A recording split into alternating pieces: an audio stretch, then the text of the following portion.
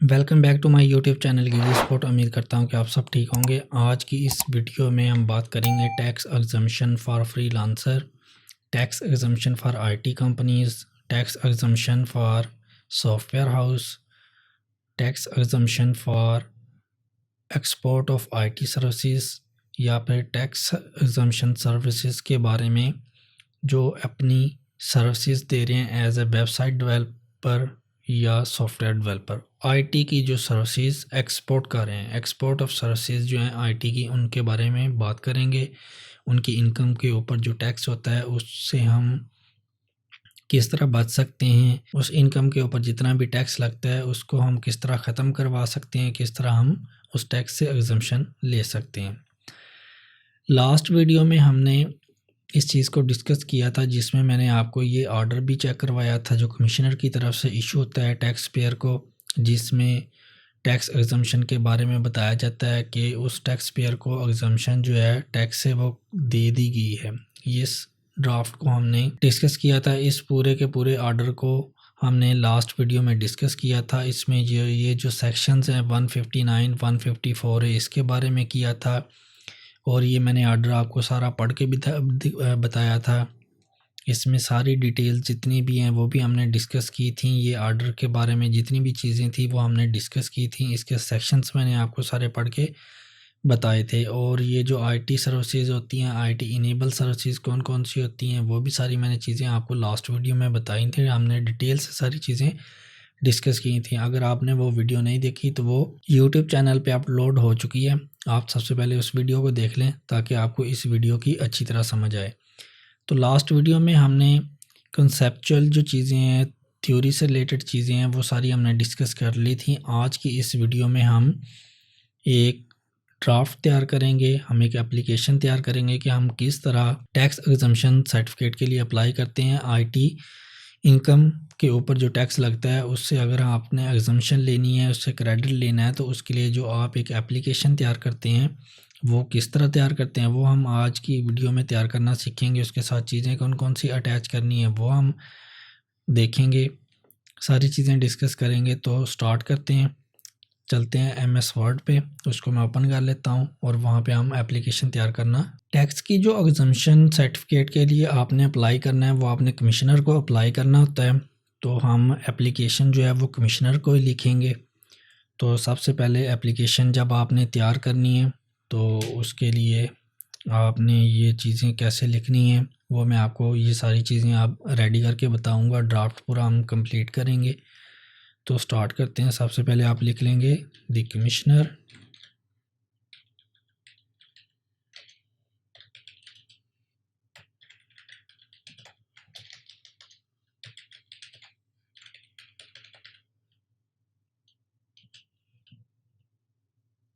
Right side पे आपने date लिख लेनी है। जिस डेट को आप अप्लाई करने जा रहे हैं वही डेट आप लिखेंगे। ठीक है, मैं यहाँ पे फर्जी डेट लिख लेता हूँ।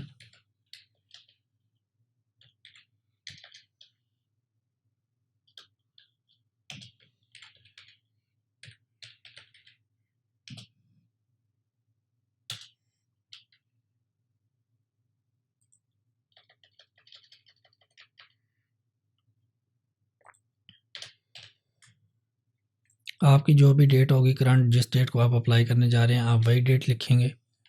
उसके बाद ये एप्लीकेशन आपने जब अप्लाई करनी है तो आपने जिस कमिश्नर को अप्लाई कर रहे हैं उसका इन्फोर्समेंट क्या है, वो किस जोन में बैठ होता है, और उसका जो भी एड्रेस वगैरह होगा वो आपको अगर पता है तो वो आप लिख दें। अगर आपको नहीं पता तो आप उसके लिए स्पेस छोड़ सकते हैं, एक लाइन छोड़ दें। वो आप जब भी टैक्स ऑफिस जाएंगे वहाँ से आप पूछ सकते हैं कि हमने टैक्स एग्जम्पशन के लिए अप्लाई करना है, आईटी कंपनी की या फ्रीलांसर की टैक्स एग्जम्पशन के लिए अप्लाई करना है।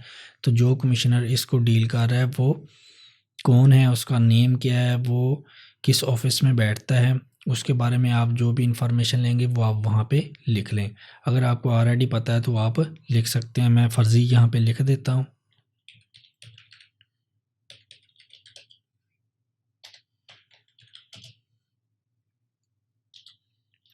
उसके बाद आप नीचे जहाँ पे जो है वो अपना टैक्स हाउस जो है, टैक्स ऑफिस है, आरटीओ जो भी आपको लगता है उसका आप एड्रेस लिख देंगे।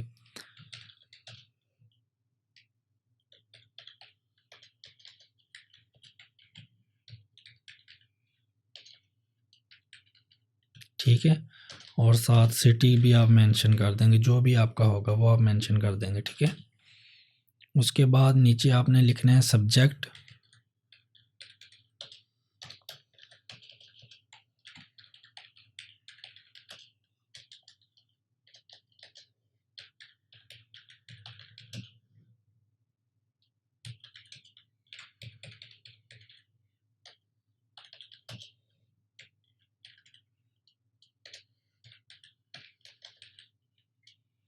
अच्छा, ये लास्ट वीडियो में हमने डिस्कस किया था सेक्शन जो है 159 के बारे में, 154A के बारे में भी हमने डिस्कस किया था। ये मैं आपको ऑर्डर चेक करवाता हूँ। ये देखिए, ये हमने चेक किया था 159 और 154A के बारे में भी डिस्कस किया था हमने। और इधर एक सेक्शन आ रहा था 65F। मैंने आपको ये भी बताया था कि पहले जो एग्जम्पशन मिलती थी वो इसी सेक्शन के अगेंस्ट मिलती थी, सेक्शन 65 की। लेकिन लास्ट जो गवर्नमेंट, ये जो करंट गवर्नमेंट थी, इन्होंने ये चीज़ें चेंज कर दी थी। ये सेक्शन 65 जो है ये इन्होंने रिमूव कर दिया था। तो अब एप्लीकेशन जो है वो जाएगी 154A के तहत ही जाएगी। ठीक है, अगर फ्यूचर में वो इस सेक्शन को दोबारा बहाल कर देते हैं 65F को, या कोई भी सेक्शन रखते हैं, चीज़ें यही होंगी, जस्ट सेक्शन का नेम होगा चेंज, तो आपने वो सेक्शन का नेम लिख देना। अभी 65 जो है वो उन्होंने रिमूव किया, तो हम जस्ट 154 जो है वो लिख देंगे। जो भी सेक्शन होगा, करंट चल रहा होगा, अब आप ये वीडियो देख रहे हैं, साल बाद देखें, 2 साल बाद, 10 साल भी देखें बाद देखेंगे, तो ये सेक्शन जो भी होगा वो आपने यहाँ पे सेक्शन मेंशन कर देना है। यहाँ पे पहले 65F था, अभी मैं इसको रिमूव कर देता हूँ। मैं जस्ट लिख देता हूँ 154A। ठीक है, ये वाला जो सेक्शन है ये 154 है, मैं जस्ट इसी को लिख देता हूँ। ठीक है,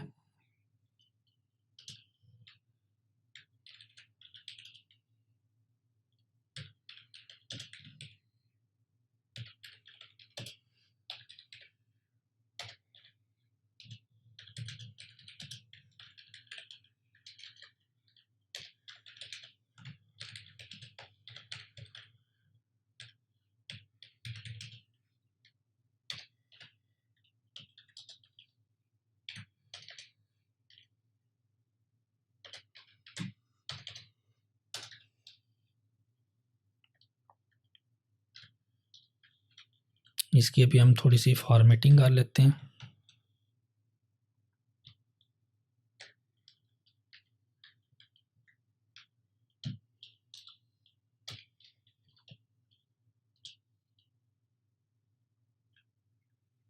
इसको अगर आप बोल्ड करना चाहें तो बोल्ड भी कर सकते हैं।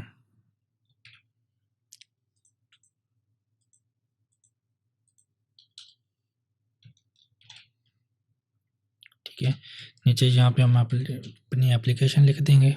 ठीक है,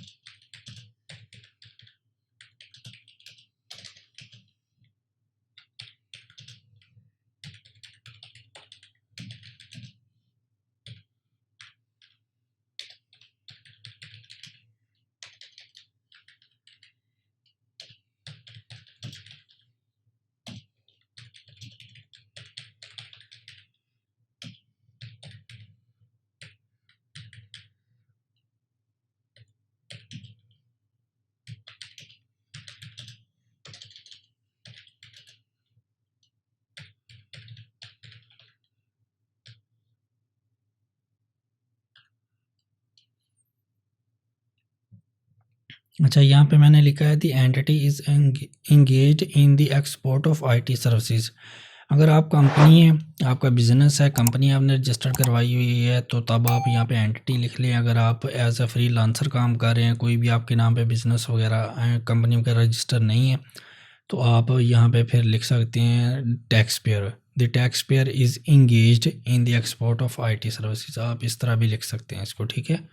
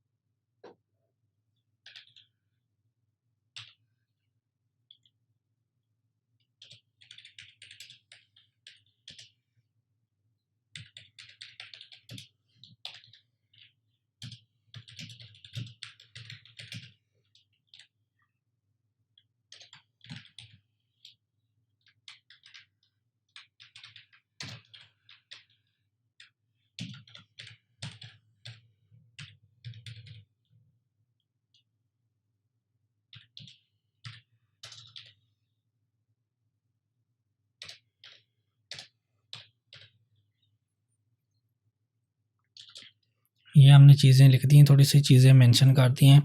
और यहाँ पे मैं आपको एक और चीज़ से बता दूँ कि यहाँ पे ये जो है entity is engage in the export of IT services, यहाँ पे आप स्मॉल ब्रेसिस के अंदर यहाँ पे अपनी सर्विसेज के बारे में भी लिख सकते हैं कि आप कौन सी सर्विसेज दे रहे हैं। लेट्स से कि सॉफ्टवेयर डेवलपमेंट आ गया, वेबसाइट डेवलपमेंट लिखते हैं, और जो आईटी सॉफ्टवेयर है उसमें जो भी काम होते हैं उनके बारे में आप लिख देते हैं, या आप जो भी सर्विसेज दे रहे हैं, app development, website development, software development और टेक्निकल असिस्टेंट लिख दें।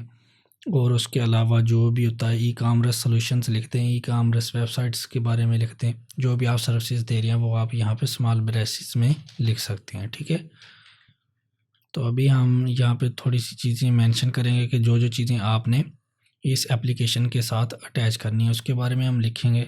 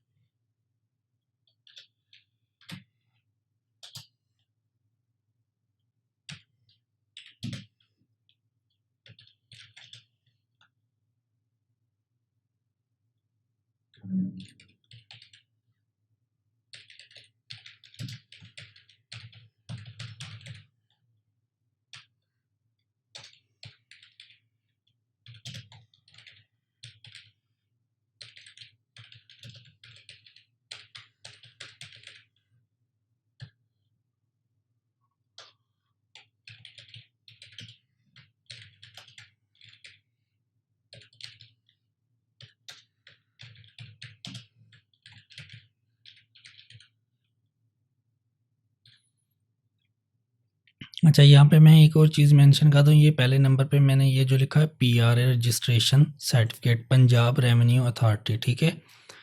ये पीआरए पंजाब रेवेन्यू अथॉरिटी है, जो प्रोविंशियल आपकी रजिस्ट्रेशन होती है, ये उसकी है पीआरए रजिस्ट्रेशन सर्टिफिकेट। अब ये पीआरए रजिस्ट्रेशन सर्टिफिकेट आपने कैसे लेना है? जब आप पीआरए की रजिस्ट्रेशन करवा लेते हैं, ठीक है, जैसे आपकी एफपीआर में होती है, इस तरह पीआरए के लिए आप पंजाब में करवाते हैं, पंजाब रेवेन्यू अथॉरिटी। तो बाकी भी जो दूसरे होती हैं, कैपरा जो है वो खैबर पख्तूनख्वा रेवेन्यू अथॉरिटी का है, ठीक है। बाकी भी जो हैं वो इस तरह बनते हैं। सिंध का एसआरबी है, सिंध रेवेन्यू बोर्ड है। इस तरह जब आप पीआरए में रजिस्ट्रेशन करवाते हैं, जो उनसे भी आप उसमें मौजूद हैं सूबे में, वो उसके हिसाब से लिख दें। अगर आप पंजाब में हैं तो आप पीआरए की रजिस्ट्रेशन सर्टिफिकेट अटैच करेंगे। आप सिंध से बिलोंग करते हैं तो सिंध रेवेन्यू बोर्ड का करेंगे। खैबर पख्तूनख्वा से अगर बिलोंग करते हैं तो वहाँ पे जो आपकी रजिस्ट्रेशन हुई होगी उसका आप सर्टिफिकेट लेंगे। अब ये जो पीआर रजिस्ट्रेशन सर्टिफिकेट है मैंने लिखा हुआ है, इसको आपने हासिल कैसे करना है, किसी भी ठीक है जगह से, आप जिस भी सूबे से बिलोंग करते हैं तो वहाँ पे अगर आपकी रजिस्ट्रेशन हुई है तो आपने इसको कैसे करना है। मैंने यहाँ पे पीआरए लिखा हुआ है, तो अगर मैंने पीआरए का आपने लेना हो तो उसकी जो एप्लीकेशन है सर्टिफिकेट को हासिल करने की, वो भी इंशाल्लाह हम इससे आगे जो होगी नेक्स्ट वीडियो, इससे आगे जो नेक्स्ट वीडियो इसकी, ये जो टैक्स एग्जम्पशन के लिए 3-4 ड्राफ्ट जो हैं, अगर ये तो अभी हम अप्लाई बना रहे हैं ड्राफ्ट, अगर आपने एग्जम्पशन के लिए अप्लाई करना हो, फ़र्ज़ कर लें कि आपने अप्लाई कर दिया, कोई भी एरर आ जाता है, आपकी एप्लीकेशन जो है वो रिजेक्ट हो जाती है, फिर आप क्या करेंगे, उसका भी अभी हम ड्राफ्ट इसी सीरीज़ के साथ जो है, ये जो पूरा टॉपिक चलता जा रहा है टैक्स एग्जम्पशन वाला, उसमें वो चीज़ भी आएगी। अगर आपकी एप्लीकेशन जो है वो रिजेक्ट होती है तब आपने कैसे रिप्लाई तैयार करना है, ठीक है, वो जो आप जिस वजह से रिजेक्शन हुई है उसको कैसे रिमूव करना है, तब उसका भी हम एक ड्राफ्ट तैयार करेंगे। उसके साथ कौन सी चीज़ें अटैच होनी है वो भी सारी चीज़ें देखेंगे, डिस्कस करेंगे, वो सारा केस जो है डिटेल से डिस्कस करेंगे। अच्छा जी, अगर फ़र्ज़ कर लें कि आपकी एप्लीकेशन जो है वो रिजेक्ट नहीं होती, आपकी एप्लीकेशन जो है वो उस पर कुछ चीज़ों पे वो एतराज़ लगा देता है कि ठीक है, जो आपने एप्लीकेशन अप्लाई की है, आपकी कुछ एविडेंस जो हैं वो हम एक्सेप्ट कर रहे हैं, कुछ वो हम रिजेक्ट कर रहे हैं, आप इनको दोबारा दें हमें। या वो कह देता है कि आपकी जो एप्लीकेशन है वो काफ़ी एप्लीकेशन के साथ जो चीज़ें आपने अटैच की हैं वो एग्जम्पशन सर्टिफिकेट लेने के लिए काफ़ी नहीं है, कम आपने अटैच की हैं, कुछ और दें, ठीक है। वो एक दफ़ा तो वो आपको नोटिस इशू करेगा, तो आपने उसका रिप्लाई कैसे करना है, ठीक है, वो भी हम पूरा का पूरा केस डिस्कस करेंगे। इसी ये जो टॉपिक चलता जा रहा है इसी सीरीज़ में चलेंगे, ये कोई 6-7-8 वीडियोस में भी बन जाए, लेकिन इसमें जो जो चीज़ें आ रही होंगी सारी की सारी चीज़ें डिस्कस करेंगे। अब ये देख लें कि मैंने ये जो 3-4 पॉइंट लिखे हैं, पीआर रजिस्ट्रेशन सर्टिफिकेट, ये आपने कैसे हासिल करना है, वो भी इसी सीरीज़ के साथ अटैच होगा, इसी के साथ ही वीडियोस आएंगी, ठीक है। पीएसए रजिस्ट्रेशन सर्टिफिकेट आपने कैसे लेना, रजिस्ट्रेशन कैसे होगी, कौन सी चीज़ें अटैच होंगी, वो भी सारी वीडियोस जो भी उसके ऊपर बनेगी वो भी इसी टॉपिक के साथ ही मैं अपलोड करूँगा बना के वीडियोस, ठीक है। ये जो पीआर रजिस्ट्रेशन सर्टिफिकेट का है ना, इसकी इंशाल्लाह नेक्स्ट वीडियो बनेगी, इसके बाद ही शायद बन जाए या 1-2 वीडियोस के बाद बनेगी, लेकिन लाजमी इसकी वीडियो भी मैं बना के अपलोड कर दूंगा, ठीक है। अच्छा, तो इसके केस का डिस्कस कर रहे थे। अच्छा, तीसरा या चौथा ऑप्शन ये भी हो सकता है कि आपका वो ये जो एप्लीकेशन आपने अप्लाई की है वो उसको रिजेक्ट ही कर देता है, ठीक है। एक तो मैंने बताया ना कि कुछ वो एतराज़ लगा देता है, एविडेंस कम है या किसी और वजह से रिजेक्शन कर देता है, तो एक 100% ही वो रिजेक्ट कर देता है कि आपको एप्लीकेशन ये जो है वो आपको इसकी एग्जम्पशन मिलेगी नहीं, ये एप्लीकेशन ठीक नहीं है, या आपको एग्जम्पशन मिलेगी नहीं। तब आपने कैसे करना है, तब ये पॉसिबल पहले तो था कि आपकी जब एक दफ़ा एप्लीकेशन रिजेक्ट हो जाती है ऑनलाइन, जब आप अप्लाई करते हैं तो दोबारा जो आप नई एप्लीकेशन तब तक नहीं फ़ाइल कर सकते कि जब तक वो इस्लामाबाद से आपको अप्रूव नहीं करते, ठीक है, नई एप्लीकेशन के लिए। वो कहते हैं जब आप भी नई एप्लीकेशन फ़ाइल करना चाहेंगे, एक दफ़ा जब आपकी एप्लीकेशन रिजेक्ट हो जाएगी तो वो एफपीआर का जो आईआरएस पोर्टल है वो आपको नई एप्लीकेशन फ़ाइल करने ही नहीं देगा, क्योंकि आपकी पहली एप्लीकेशन जो है वो रिजेक्ट हो चुकी है किसी वजह से। अगर आपको 1 साल के लिए एग्जम्पशन मिल गई है, नेक्स्ट साल आप दोबारा अप्लाई कर रहे हैं, फिर तो वो ओपन हो जाएगी, वो तो एक सेपरेट केस है। लेकिन जब आपकी एक दफ़ा रिजेक्ट हो जाती है ना किसी वजह से, फिर आपको वो अप्रूव नहीं करने देते, दोबारा फाइल नहीं करने देते जब तक आप अप्रूवल नहीं लेते, ठीक है। अप्रूवल कहाँ से, अप्रूवल इस्लामाबाद से आपको वो इशू करते हैं, आपको दोबारा जो है आपकी एप्लीकेशन ओपन करते हैं वहाँ से। तो जब आपकी रिजेक्ट, लेकिन वो ऐसे ही ओपन नहीं कर देते, उसके लिए भी आपको जो आपका रिजेक्शन ऑर्डर है रिवाइज करवाना पड़ता है। जिस कमिश्नर ने आपकी चीज़ें रिजेक्ट की हैं उससे आप एक दफ़ा अप्रूवल देंगे, उसको क्लियर एविडेंस देंगे।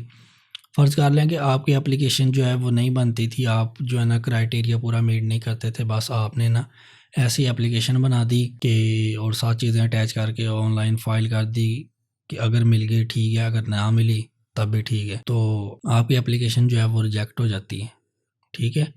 तब आप दोबारा नई फ़ाइल जब करना चाहेंगे तो वो फ़ाइल नहीं करने देगा।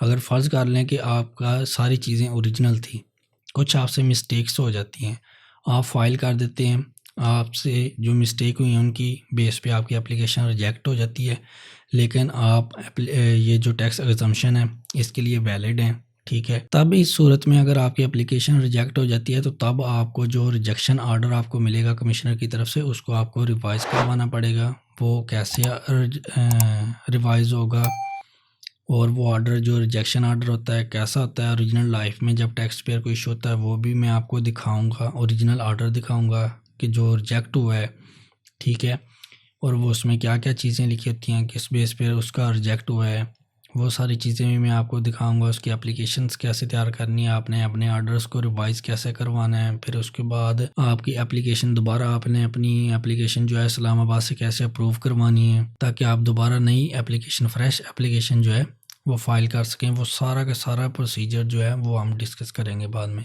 फ़िलहाल अभी हम इसी चीज़ को कंप्लीट कर लेते हैं। ये एप्लीकेशन जो है हम फर्स्ट टाइम फ्रेश एप्लीकेशन जो है वो फ़ाइल कर रहे हैं।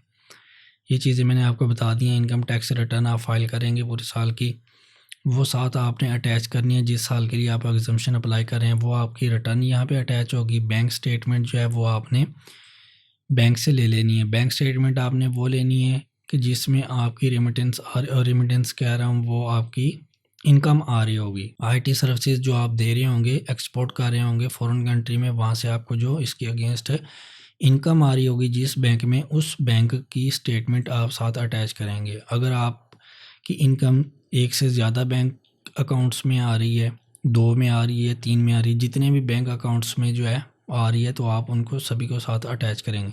सम टाइम ऐसा भी होता है कि आपने एक जो है बैंक अकाउंट रखा हुआ है अपने बिजनेस ट्रांजैक्शंस के लिए, आपकी इनकम जो है वो सारी उसी में आ रही है। आप आईटी सर्विसेज एक्सपोर्ट कर रहे हैं फॉरेन कंट्री में, आपकी एक बैंक जो है स्टेटमेंट अकाउंट है उसमें सारी की सारी ट्रांजैक्शंस आती जा रही हैं, ठीक है।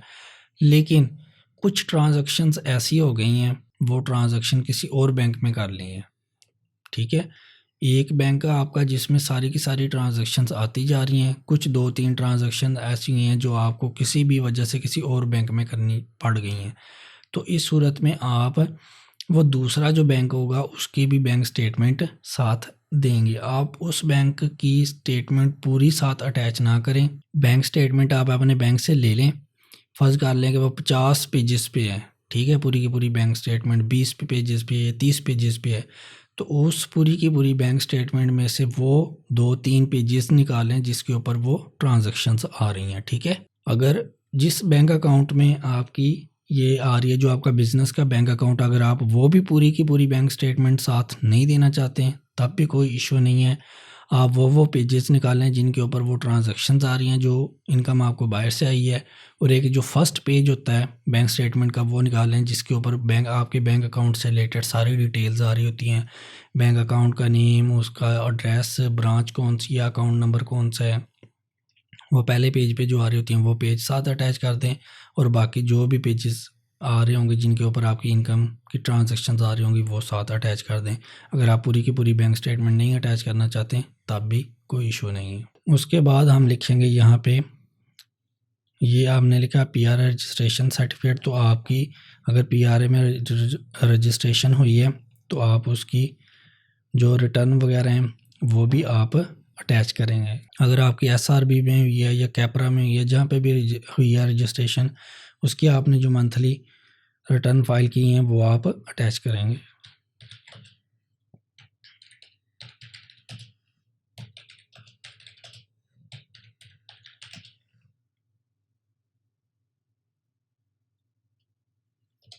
अच्छा, यहाँ पे मैंने लिखा PRA return for the period.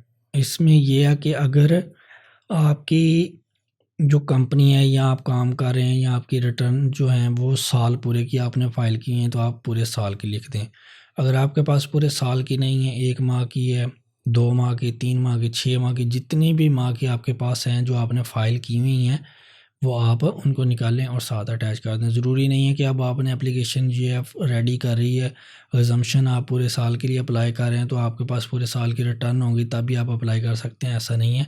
आपके पास जितने भी मंथ्स की अवेलेबल हैं, फ़र्ज़ कर लो कि आपने पूरे साल के लिए टैक्स एग्जम्पशन अप्लाई कर रहे हैं, लेकिन आपको काम अभी स्टार्ट किए हुए 2 माह हुए हैं, 3 माह हुए हैं, 4 माह हुए हैं, तो आपके पास ज़ाहिर सी बात है रिटर्न उतनी पीरियड्स की होंगी, तब आप उतने पीरियड्स की अटैच कर दें।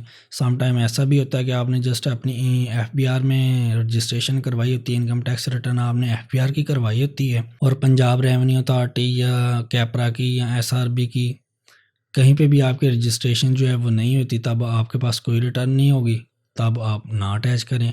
अगर आपने करवाई है, जस्ट आपने रजिस्ट्रेशन ही कराई हुई है सिर्फ, और रिटर्न कोई नहीं करवाई, तब आपको कोई ज़रूरत नहीं है साथ अटैच करने की। अगर 1-2 माह की भी की हुई है तब आप अटैच कर दें। उसके बाद आपने यहाँ पे विद होल्डिंग स्टेटमेंट जो आप फाइल करते हैं वो आपने साथ अटैच करनी होती हैं।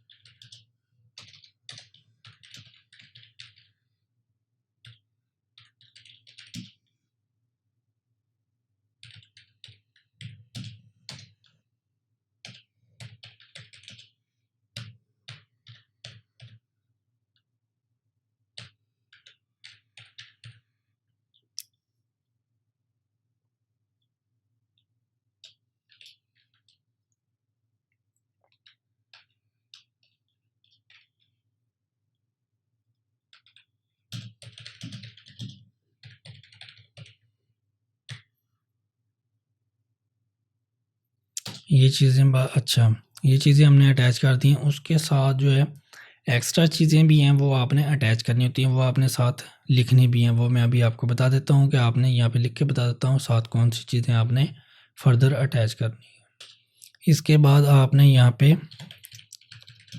पेमेंट रसीद जो हैं वो साथ अटैच करनी है, जिनको PRC कहते हैं।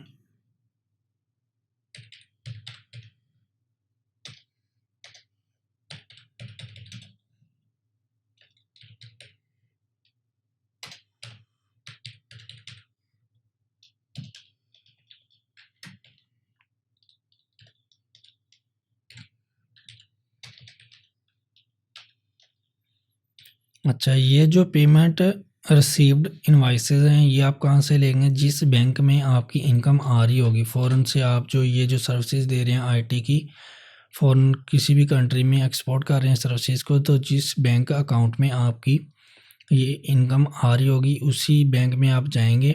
वहाँ पे आप जाके जो भी उनका ब्रांच मैनेजर या जो भी होगा उसके पास आप जाएंगे, उसको आप कहेंगे कि मेरा ये बैंक अकाउंट है, इसमें मेरी ये इनकम आ रही है, मैंने टैक्स एग्जम्पशन सर्टिफिकेट के लिए अप्लाई करना है, तो जो मेरी इनकम्स बाहर से आई हैं उनके अगेंस्ट आप ये PRC इशू कर दें, पेमेंट रिसीव्ड इनवाइसेस इशू कर दें। तो वो आपको इनवाइसेस सबसे पहले आपकी बैंक स्टेटमेंट चेक करेंगे, बाकी सारी चीज़ें को वेरीफाई करेंगे कि बाकी आपकी जो इनकम है बाहर से आई है। तो वो फिर हर जो भी ट्रांजैक्शन होगी, फ़र्ज़ कर लें आपकी एक ट्रांजैक्शन $400 की या $500 की, $100 की, $50 की, जितने भी डॉलर की आपकी एक ट्रांजैक्शन होगी, हर एक ट्रांजैक्शन के अगेंस्ट वो आपको एक इनवाइस इशू करेंगे। पेमेंट रिसीव्ड इनवाइस जो होती है PRC उसको कहते हैं।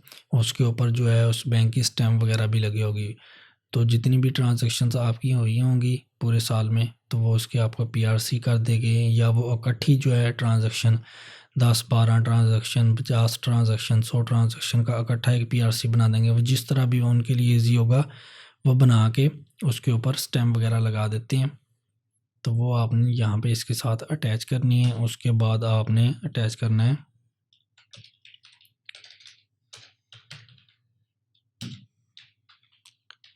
Form V13। ये फॉर्म V13 जो है ये आपको गूगल से मिल जाएगा, ये बैंक की तरफ से होता है, वो मैं आपको दिखा देता हूँ। ये स्टेट बैंक की तरफ से इशू हुआ है फॉर्म V13, ये आपको मिल जाएगा यहाँ पे।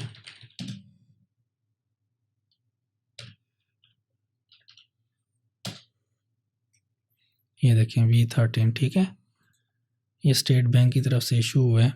ये आप यहाँ से ऑनलाइन जो है वो इसको ले सकते हैं। ये वाला जो होता है फॉर्म मंथली स्टेटमेंट, ये मैं आपको थोड़ा सा जूम करके दिखा देता हूँ।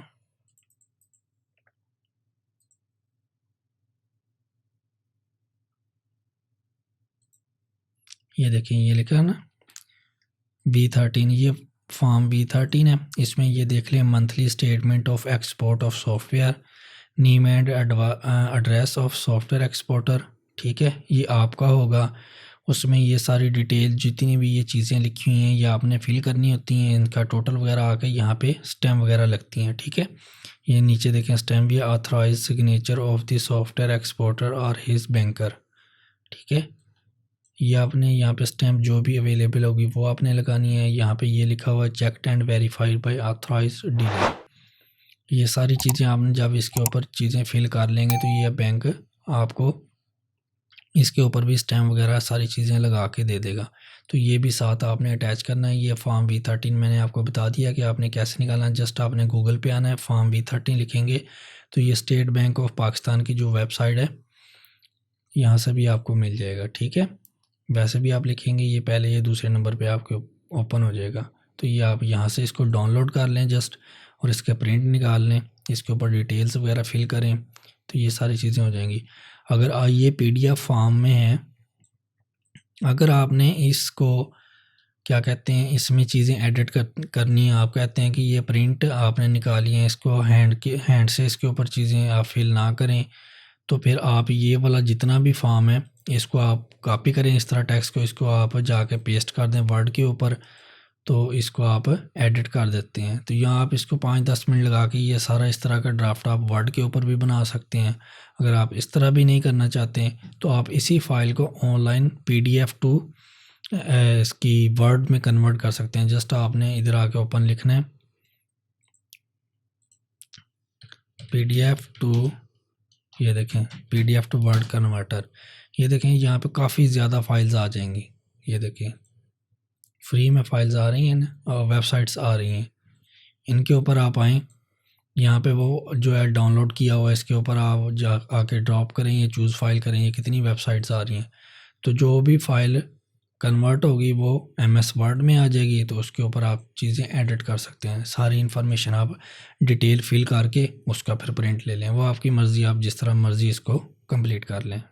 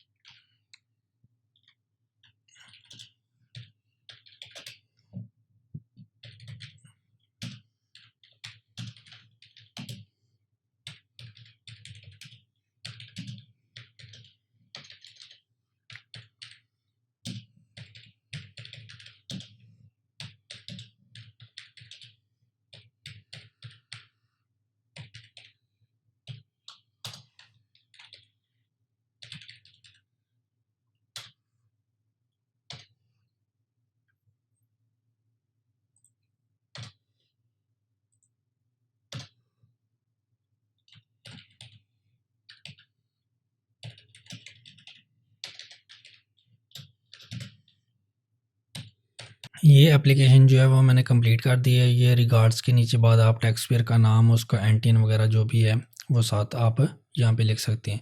ये जो चीज़ें हैं ये कंपलसरी हैं, ये आपने इसके साथ चीज़ें इस तरह अटैच कर लेनी है। वो सारी चीज़ें मैंने बता दी हैं आपको किस तरह आपने कौन सी चीज़ कहाँ से लेनी है।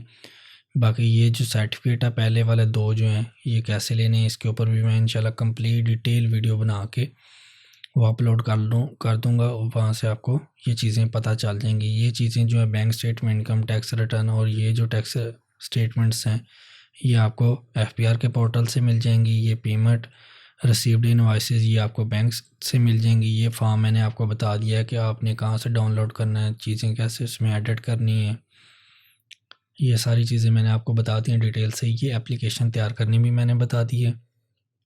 ये एप्लीकेशन जो है पहले ये जो मैनुअल जाती थी चीज़ें सारी, ठीक है, इसके साथ चीज़ें अटैच होती थी, लेकिन अब ये जो फैसिलिटी है ये ऑनलाइन अवेलेबल हो गई है। ठीक है, तो ऑनलाइन अवेलेबल हो गई है। ये आपको चीज़ें सारी कहाँ से मिलेंगी, एप्लीकेशन कहाँ से मिलेगी, वो मैं भी आपको ओपन करके चेक करवा देता हूँ। जब आप ये एप्लीकेशन रेडी कर लेंगे तो इस एप्लीकेशन को आपने जस्ट यहाँ से कॉपी करना है और FPR के ऑनलाइन प्लेटफॉर्म जो है आईरिस पोर्टल है, वहाँ पे आपने जाके इसको पेस्ट करना है। और ये जितनी भी चीज़ें होंगी इनकी आपने PDF फाइल्स बना लेनी है, तो और उनको वहाँ पे जाके अटैच करना है। इनमें से कोई भी जो आप फ़र्ज़ कर लेंगे या बैंक स्टेटमेंट की PDF फाइल बनाते हैं तो वो बड़ी बनेगी, ठीक है, तो आप उसका साइज़ रिड्यूस कर सकते हैं ऑनलाइन। जस्ट आपने जाकर गूगल पे सर्च लिखना है PDF फाइल साइज़ रिड्यूसर, तो काफ़ी ज़्यादा वेबसाइट मिल जाएंगी, वहाँ से आप उसको रिड्यूस कर सकते हैं। जैसे ये पेमेंट इनवॉइसेस हैं, तो इसके भी आप जब कंबाइन इसको कर लेंगे तो बड़ी फाइल्स ना बनाएं आप, तो कम जो इनवॉइसेस हैं उनको इकट्ठी करके छोटे 3-4 फाइल्स बना लें, वो आप साथ अटैच कर दें। ठीक है, फाइल्स के साइज़ आप इस तरह छोटे कर सकते हैं। तो अभी मैं आपको जो FPR का जो पोर्टल है वहाँ पे ओपन करके इसको चेक करवा देता हूँ कि ये आपको एप्लीकेशन कहाँ पे मिलेगी।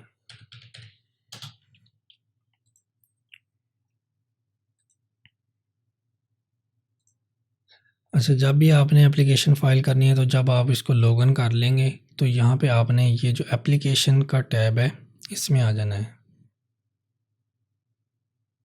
ये डिक्लेरेशन के साथ आगे ये जो जितने भी टैब हैं इनमें ये देखें विद होल्डिंग और एडवांस टैक्सेस का एक टैब आ रहा है, इसके ऊपर आपने क्लिक करना है।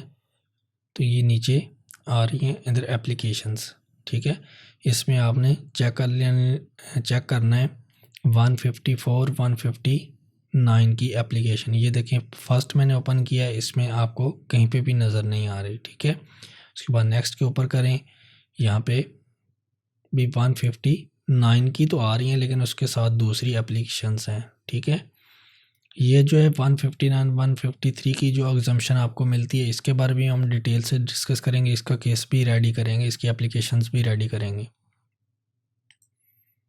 उसके बाद नीचे आ जाएं एप्लीकेशंस, ये देखें कितने टैब हैं, इनमें आपको ये एप्लीकेशन मिल जाएगी।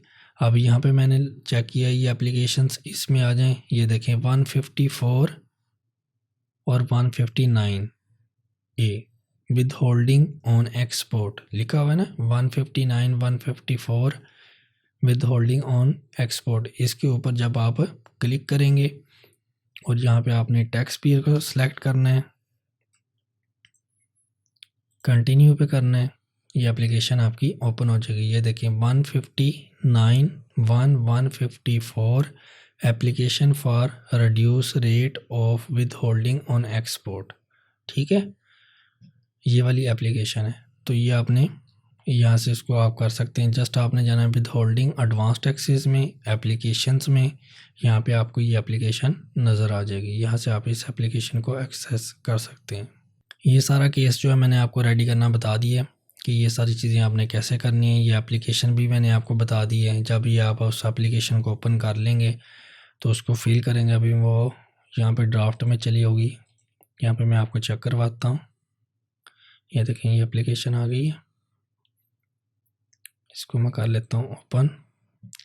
ये एप्लीकेशन जो है रेडी की है हमने अभी, इसका आप टेक्स्ट यहाँ से कॉपी करेंगे सारा और इधर आके आप पेस्ट कर देंगे। डाटा में आप देखेंगे यहाँ पे जस्ट रेट में आपने 0% यहाँ, अभी पहले 0% हम यहाँ पे लिखते थे, लेकिन अभी आप यहाँ पे क्या लिखेंगे 0.25% के हिसाब से जो भी बनता है वो आप यहाँ पे लिख देंगे। ठीक है, उसके बाद ये जो CC है इसको आप छोड़ सकते हैं। अटैचमेंट में जाके आपने यहाँ पे प्लस के ऊपर साइन, प्लस का ये जो साइन आ रहा है, ठीक है, इसके ऊपर ये यहाँ पे लिखा है ना एविडेंस विद 159, ये मैं आपको दिखाता हूँ, evidence with 159 154 application for reduce rate of with holding on export.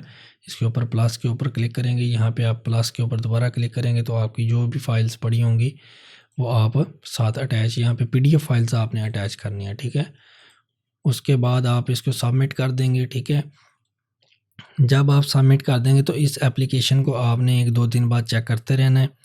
तो इसका जो भी रिप्लाई होगा कमिश्नर की तरफ से, जो भी आपको रिप्लाई मिलेगा वो ये जो असाइनमेंट वाला सेक्शन है यहाँ पे आएगा। आपने 1-2 दिन बाद डेली इसको चेक करते रहना है। जो भी उनका रिप्लाई होगा, अगर कोई इशू होगा, वो अगर कोई इशू रेज़ करते हैं तो तभी आपको यहाँ पे वो इन्फॉर्म कर देंगे कि आपकी एप्लीकेशन में ये इशू है, या एक्सेप्ट हो गई है या रिजेक्ट हो गई है, या आप मीटिंग के लिए आ जाएं, या एविडेंस आपके काम है और जो है एविडेंस साथ दें। वो जो भी चीज़ होगी वो यहाँ पे असाइनमेंट टैब में आपको एक नोटिस इशू कर देंगे, तो आपको पता चल जाएगा। ठीक है, यहाँ से आपको ये सारी चीज़ें मिल जाएंगी। ये एप्लीकेशन रेडी करनी हमने सीख ली है। आज की वीडियो में इतना ही था। नेक्स्ट वीडियो में हम इसका जो है नेक्स्ट जो पार्ट है वो उसके बारे में डिस्कस करेंगे कि अगर रिजेक्ट हो जाती है या कोई भी इशू आ जाता है तो उसका आपने रिप्लाई कैसे रेडी करना है, वो नेक्स्ट वीडियो में हम रेडी करेंगे। आज की वीडियो में यही था। आपने चैनल को लाजमी सब्सक्राइब करना है, वीडियोज़ को लाइक भी करना है, शेयर भी करना है। आपके लिए काफ़ी अच्छी इन्फॉर्मेटिव वीडियोज़ जो हैं वो अपलोड होती जाएंगी। टैक्स का कंप्लीट कोर्स इंशाल्लाह इस चैनल के ऊपर अपलोड होगा। तो आपसे गुजारिश यही है कि आप चैनल को लाजमी सब्सक्राइब करें और वीडियोस को भी लाइक किया करें। मिलते हैं एक न्यू वीडियो में, तब तक के लिए अल्लाह हाफिज़।